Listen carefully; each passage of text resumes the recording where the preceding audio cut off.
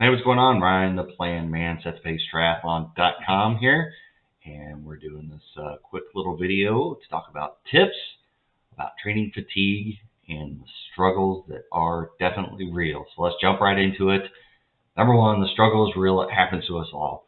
Uh, After 11 Ironman races and 11 peaks of training, and just the kind of monotony that training kind of gets into after time to make sure you're consistent and going to meet your goals on race day, there's going to be days where you get up and it could be a day after a rest day and you're just like, I'm not feeling refreshed, I'm tired, I'm worn out. It happens. I consistently, there's probably every other week to almost every week where there's just a lull and a dip in the week of energy, and I'm just toast, tired, and it's just going to be one of those days. So the struggle is real. It happens to us all. So you kind of have to normalize that. Don't think, oh man, I can't, I'm not cut out for it. I just can't handle it. That's not the case. Struggle is real. It happens to everybody. Number two, do the workout unless medically not cleared, even if it's modified or less intense. So if you do hit that training fatigue bucket where you're just like, I got no energy to get this done, especially if it's like a sweet spot interval bike ride and you're like, there's no way I can hold my 80% of FTP for 4 minutes for 5 intervals. There's no way that is going to happen. You get in the first interval, it's like, this ain't going to happen.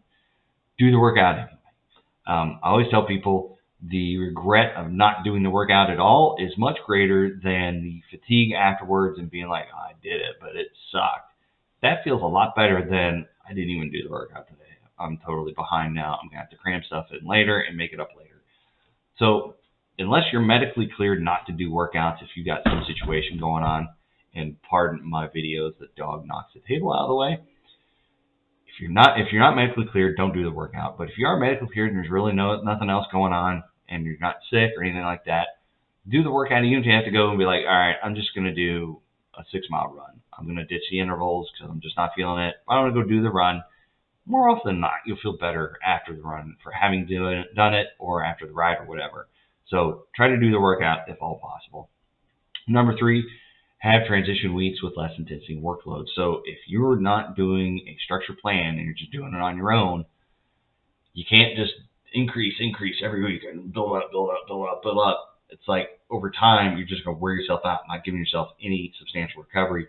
And I'm not talking about a day. You need a week where you're at least doing a little bit less intensity, a little less workload, a little less volume, stuff like that, just to give your body a week to adapt and adapt to the changes that you've introduced to your body and recover from any of the damage done the week before in the training. So have some weeks in there, where you're low intensity, a little less volume, and let your body kind of soak it all in and recover.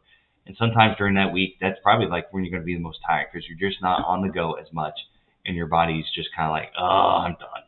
And if you're not moving as much, your body just kind of tends not to want to move, period. So just be aware. Number four, some use heart rate variability apps or other sensors. So I'm not big into that because it's just, especially with the wrist stuff, it's not as accurate. It's not, kind of the garbage in, garbage out, unless you're really super after making sure it's accurate and you got good information to make decisions on. It's kind of tough, the Whoop strap, all that other stuff. That's good information, I think, to have, but sometimes there's just stuff that's wacky, even with like heart rate variability. Some workouts for my athletes, you see them go from 150 beats a minute to 210. There's no way their heart rate exploded to 210 beats a minute, and they're definitely not changing their intensity. Nothing really changed other than the heart rate strap went bunk. So it's good information to have. If you have your app, you understand it, and you know how to use it, then great. I think that's good just to see the accumulation of fatigue over time in your body to see how you're responding to that.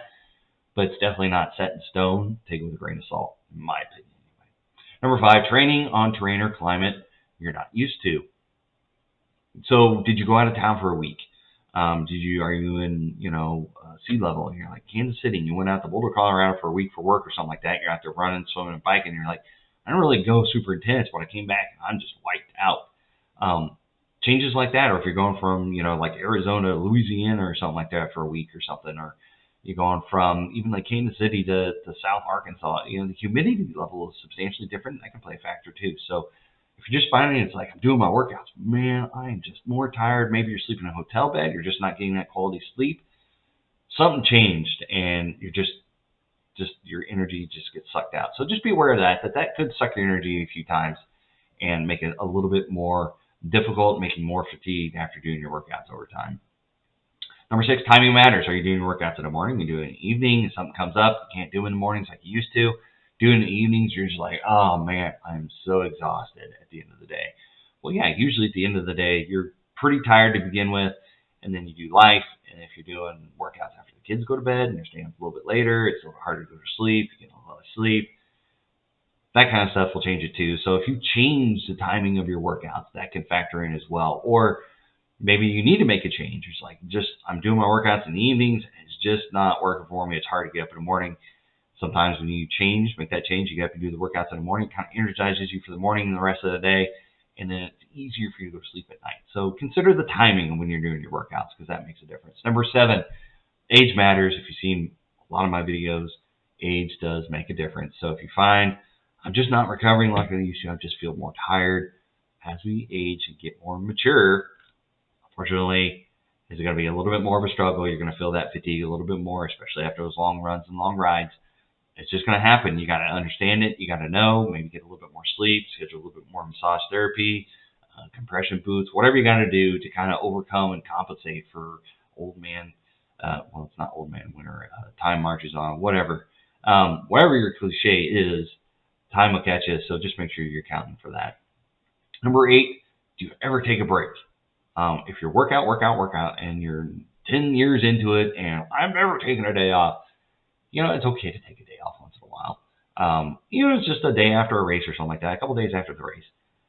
Do you take a break? Do you recover? Do you let your body rest and recover? Or do you just do a race and you're like, kind of a week later, you're like, do a few bikes and swims or whatever, and then you're just into the next training cycle.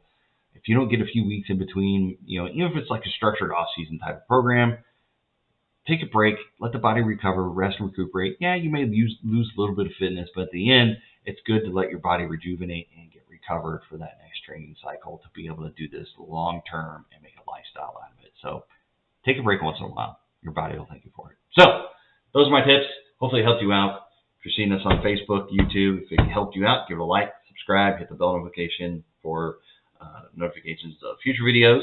Got any comments, put it on Facebook, put it on YouTube. I get a notification. I'll answer those. If you think I missed something, I should put it in. Put that in the comments as well. With that, happy training out there. We'll see you in the next video and on race day at the finish line.